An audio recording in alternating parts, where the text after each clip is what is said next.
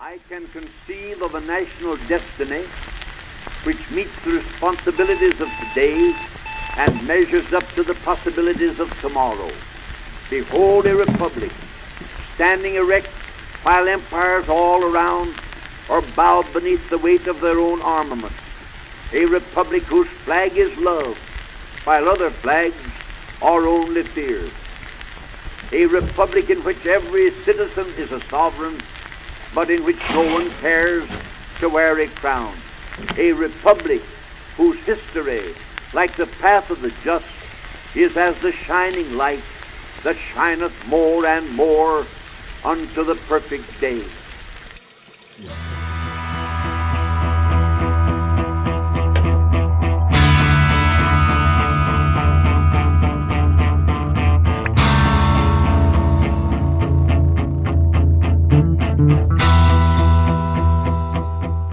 Hello.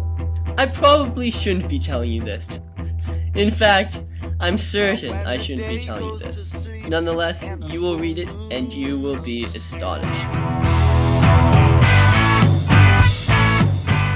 My name is Joseph Dibbens, and I am a writer, student, and time traveler. How I came to where I am is no matter of simple explanation. It is a story that you will not believe on mere trust. It is something that I must show you to believe. Every good work of fiction requires imagination, some influence, inspiration, or impossible truth. My story is no different. You see, imagination has never been one of my strong suits.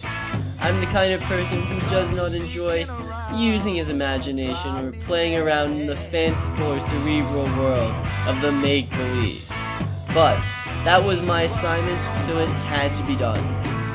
Sometime in the future, I found myself in a strange room surrounded by machines that seemed almost human, as if they were once human. Wait a minute, let me back up.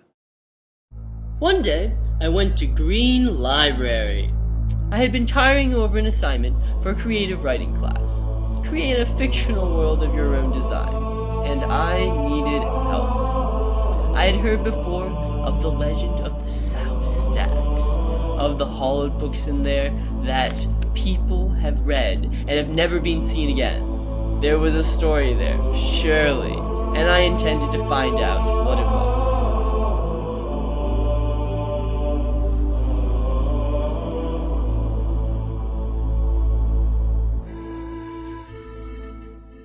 I opened the book, and something strange happened.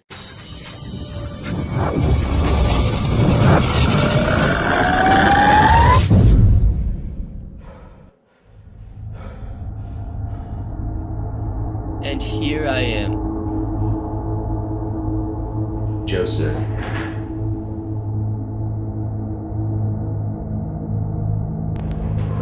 Who are you? Welcome, Joseph Dibbens, to the future, to our utopia. This will be difficult for you to understand, Joseph. Accounting for the words we are speaking to you now, it should take approximately 2 minutes and 11 seconds for you to comprehend. It is a marvel of science, this machine. It knew you would be here. It knew this conversation would happen exactly as it is. It knows this day. It knows yesterday. It knows tomorrow. We live in a universe of cause and effect, Joseph. Everything happens according to deterministic mathematics. Right now, the neurons your brain are firing off, determined by a complex algorithm of your previous synaptic mathematical model. Each situation you are in now, the vibration of atoms by our voices, by minute sounds, the composition of the air, the almost indeterminable gravitational pull of planets and solar systems far away. The machine computes these things. It turns probability into certainty. It will make you happy. The algorithms for this afternoon. They say we will be happy. Dopamine levels approximately 2.5 standard deviations above the norm. Joseph, you come from the past to seek the wisdom of the future to replicate in publications of your own in your own time. I know this, which means the machine knows this. The machine has run the calculations, Joseph. This will not end well. Did you make the machine? None of us did, but someone did. Do you understand how it works? No. If I did, it would lessen my happiness. I would rather maximize my happiness. What's outside? The machine says that things aren't happy out there. Have you ever been out there? Not that I can remember. I assume at some point long ago. We have no need to leave this room. We are happy here. The machine reminds us so.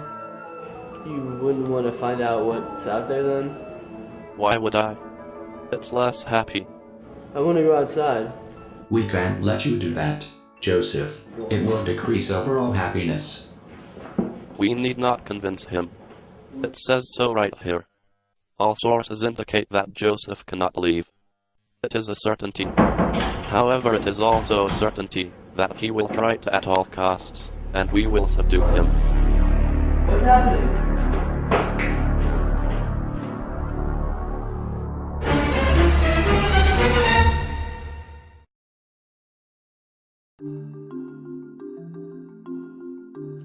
And I woke up back in my own time, not startled, not confused, but hungry.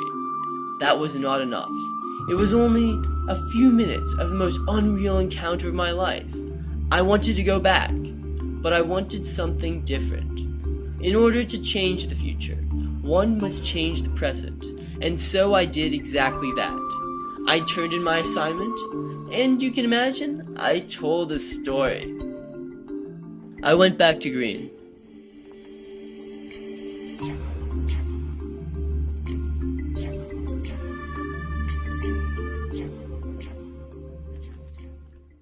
Then it happened again.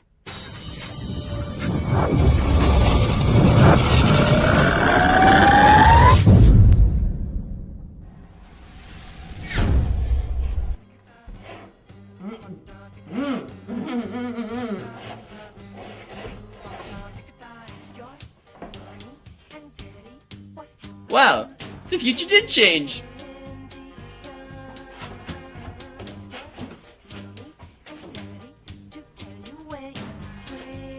Would you like some tea? Sure. Okay.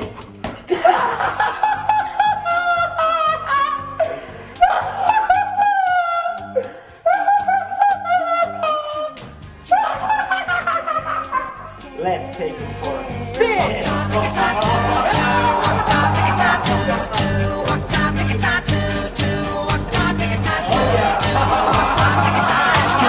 Mommy, if she really gets off on Daddy, why doesn't that soldier care?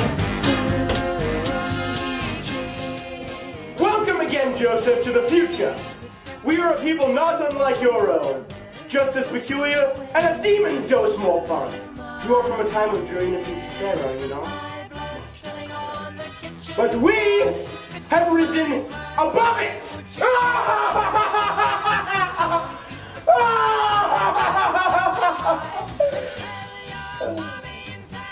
The world beyond these doors is one of misery, slime, and death. We have to get our funny somehow, don't we? They say that laughing makes people live longer. And we sure do enjoy living, don't we? A laughing giant is still laughing. Disregard. We're all jackals! Ignore the prey! If you fall asleep, you go back to your own time. And we cease to be. Yes, we know this, Joseph. We all knew it. Me, and me. It's inevitable, isn't it? Though I don't think we need a machine to tell you that. The irony of it. Worthy to write a story about, huh?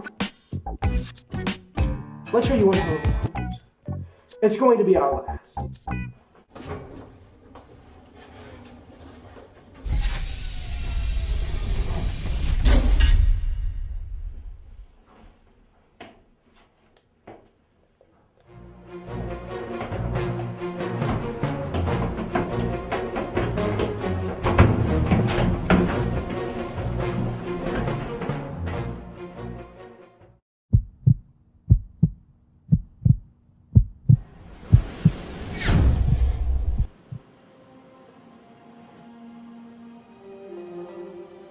I'm beginning to have the strangest feeling.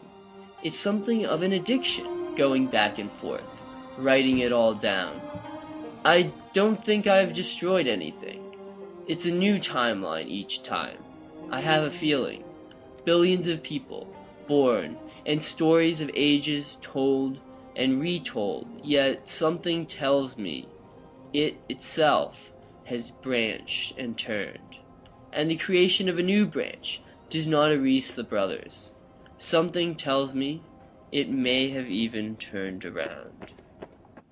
So, as you finish reading my story, dear reader, you must beg the question of whether I have told you the truth, or whether it is merely an elaborate fiction.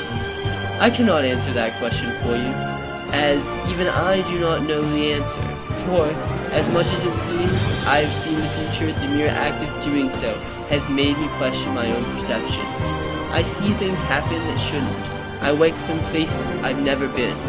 I come upon dystopian worlds contained in rooms so perfect and logical, so calculated, so insane, that for some reason the world in those rooms feels more real than the chair I'm sitting in now, more real than the words on this page. It's almost as if it was all constructed by someone or something of some other time, calculated precision, part of some monstrous algorithm which the cause can be an effect and the effect can be a cause. So if any of this bothers you, if you can catch any mistake, any error in continuity, in this story or in your own lives, I'm sorry.